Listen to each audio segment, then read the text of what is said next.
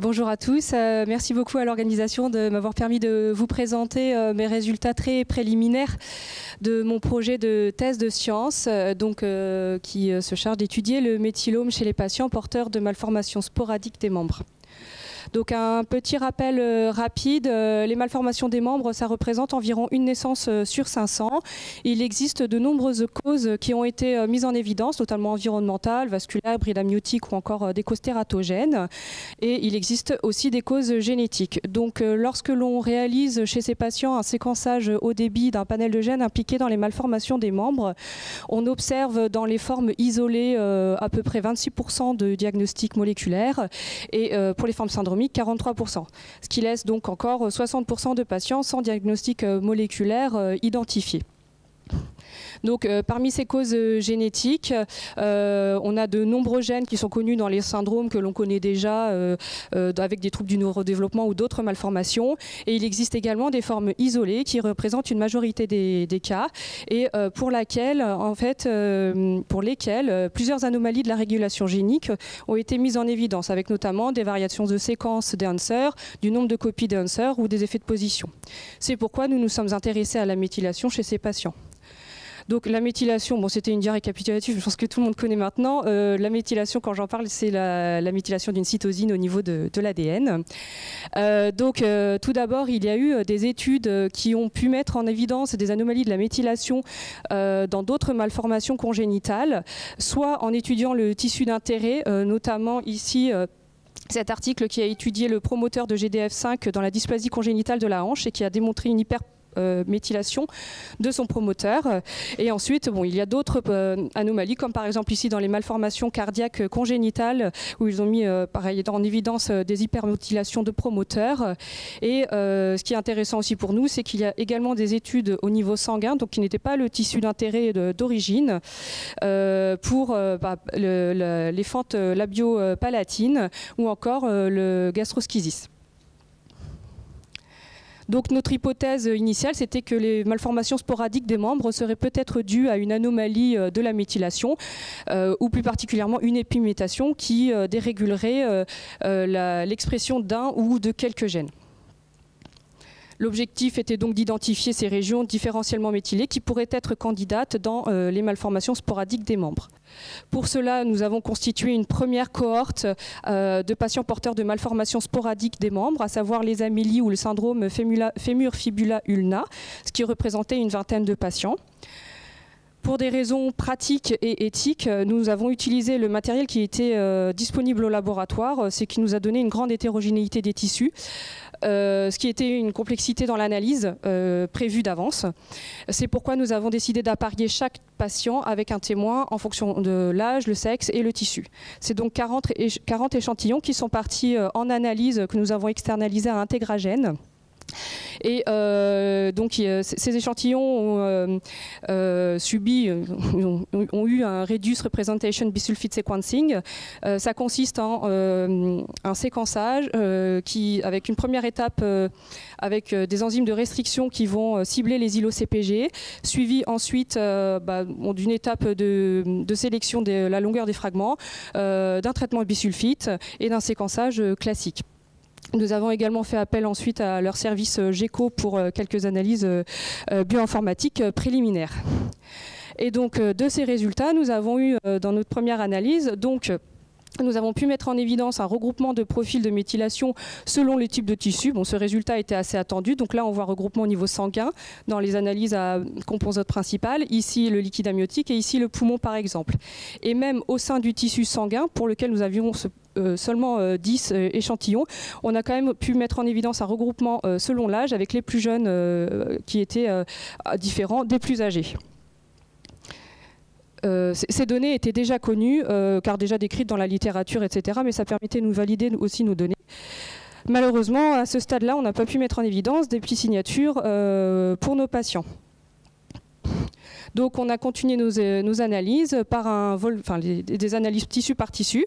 Donc pour reprendre quelques données, nous avions environ 3 millions de régions cibles CPG séquencées à plus de 10x sur l'ensemble de nos tissus. Et après analyse statistique, il y avait des régions différentiellement méthylées qui étaient en moins grand nombre dans les tissus pour lesquels nous avons le plus de patients. Et malheureusement, quand on avait un seul patient versus un seul témoin, nous avions plus de 25 000 cibles qui ressortaient statistiquement différentielles. Voici les volcanoplots qui représentent ces résultats. Donc, nous avons continué à essayer de pousser l'analyse plus précisément. Nous avons regardé dans le groupe Amélie, donc nous avons débuté par l'analyse des données du patient qui était le plus sévère, c'est-à-dire un patient tétra-amélique, c'est-à-dire l'absence des 4 membres.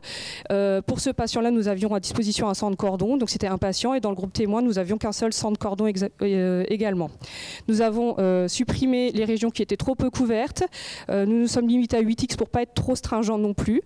Et bien sûr, nous avons commencé par analyser les gènes impliqués dans le développement du membre et notamment les gènes du panel de gènes impliqués dans les malformations des membres. Et à ce stade-là, nous n'avons rien pu mettre en évidence. Donc nous avons poursuivi les analyses par une calcul de la différence de méthylation entre patients et témoins. Donc ça, c'était pour avoir un peu l'idée de la distribution des différences de méthylation. Donc on voit qu'il y avait une grande majorité de cibles qui étaient, pour lesquelles il n'y avait pas de différence de méthylation entre le patient et le témoin. Et plus on s'orientait vers une hyperméthylation à 100%, et moins on avait de régions cibles concernées. Et c'est la même chose vers le versant hypométhylation. À partir de ce graphique, nous avons décidé d'extraire 5% des cibles les plus différentiellement méthylées de chaque côté du graphique. Et nous avons fait une analyse de l'enrichissement. Donc, quand on fait une analyse de l'enrichissement, donc on a utilisé différents outils. Ici, c'est GREAT. Et là, on peut voir notamment qu'il y a des processus et des voies qui ressortent, qui sont très intéressantes au niveau du développement du membre, avec notamment la différenciation antéro-postérieure, le développement squelettique ou encore la formation des membres inférieurs ou supérieurs. Nous avons poursuivi par l'analyse de l'enrichissement au niveau du phénotype humain. Et encore une fois, nous observons des données intéressantes puisqu'il y a de nombreux termes de phénotype humain qui ressortent dans les malformations des membres, avec notamment des duplications, des hypoplasies ou des agénésies de segments de membres. Donc, pour confirmer nos résultats, nous avons utilisé un autre logiciel qui est Shiny Gene Ontology et qui nous ressort à peu près les mêmes résultats avec un bel enrichissement au niveau de tout le système de morphogenèse squelettique et ainsi qu'un petit peu de régulation de la transcription. Donc, nous nous sommes intéressés encore plus précisément aux gènes qui sont dans ces voies qui ont été enrichies. Et donc, nous avons pu constater qu'il y avait un grand nombre de gènes OX qui nous intéressent plus particulièrement puisqu'ils sont responsables de la croissance crânio-caudale et proximo-distale des bourgeons de membres. Mais il y avait aussi quelques gènes de la voie Wnt qui sont aussi impliqués dans le développement du membre, notamment avec une expression dorsale du bourgeon. Et enfin, il y avait le gène nodal qui est un gène important dans le développement très très précoce embryonnaire. Donc, en conclusion, on a mis en évidence des régions qui seraient effectivement candidates et différentiellement méthylées chez notre patient. Ce profil épigénétique nous semble plutôt pertinent au niveau du sang de cordon. Bon, le seul souci, et je crois que je ne suis pas la seule à m'être posé la question aujourd'hui, c'est est-ce que c'est la cause de la malformation ou est-ce que c'est une conséquence de la malformation ? Pardon. Et donc, on va poursuivre les analyses pour rechercher une épimutation qui serait candidate et commune entre tous les patients porteurs d'Amélie. Donc pour cela, nous allons poursuivre d'étudier tissu par tissu, patient par patient versus le groupe de témoins qui lui est rattaché. Et on va faire la même analyse, c'est-à-dire d'abord centrer sur les gènes de développement du membre puis élargir et centrer aussi sur les îlots-CPG, les sites d'initiation de la transcription et les différentiels patients témoins de plus de 30% pour avoir une significativité. Et une fois que nous aurons ces listes de régions, on fera l'analyse de l'enrichissement et on recherchera des régions communes entre les différents patients. Voilà, je remercie l'ensemble de l'équipe RADEM ainsi que le professeur Florence Petit qui m'encadre dans cette thèse, le groupement GIRSI Nord-Ouest pour le financement, les cliniciens et l'ensemble des patients. Merci.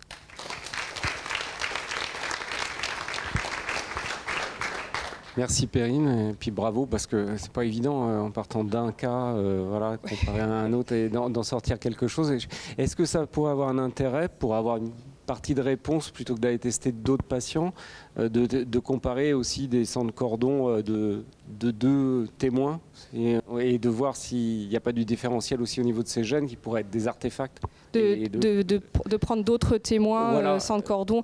Justement, je crois que j'ai vu aujourd'hui quelqu'un qui avait fait du méthylone dans le sang de cordon. Je veux bien croiser les données. Parce que nous, on n'a pas d'autres patients. Peut-être aider à filtrer des candidats. Et puis après, parce que les patients avec tétraméliques, il faudrait des tétraméliques aussi. Peut-être que si on réduit... Je ne sais pas là. Bon, oui, on a le problème aussi les tétraamélies, et puis les amélies des membres supérieurs, des membres inférieurs, qui n'ont peut-être pas les mêmes causalités non plus. Donc voilà, on y va palier par palier. Pour l'instant, on fait patient par patient, et après on essaiera de regrouper comme on peut tous ces patients. Les informations sur d'autres témoins, ça pourrait... Oui, tout à fait. Bon, il y a peut-être... Si, oui, c'est très intéressant. Est-ce que vous avez des données cliniques, vous avez les facteurs environnementaux aussi qui vont avec? Non, le recueil de données au départ n'impliquait pas les facteurs environnementaux. On est vraiment parti. En fait, l'étude a été menée pour être un peu en versant rétrospectif. Donc, c'était sans avoir besoin forcément de pousser plus, de refaire un questionnaire, etc. Mais c'est quelque chose qu'on peut envisager, surtout si on met en évidence des différences significatives dans la méthylation. Moi, j'avais une question parce qu'ils sont souvent mis à part. Est-ce que vous aviez des données sur les protéines ribosomiques et sur les ARN ribosomiques Vous avez regardé ou pas, en fait, dans les gènes qui pouvaient... Parce que les ribosomopathies, il y a aussi des problèmes développementaux assez importants. Oui. Donc, je me dis peut-être que ça pourrait expliquer en partie, parce que la synthèse protéique peut aussi... et notamment, il y a des régulations de gènes OX via ces protéines ribosomiques. Donc, voilà, c'est potentiellement quelque chose d'intéressant à regarder. Oui, tout à fait. On peut l'ajouter à la liste avec les gènes membres, les gènes ribosomaux.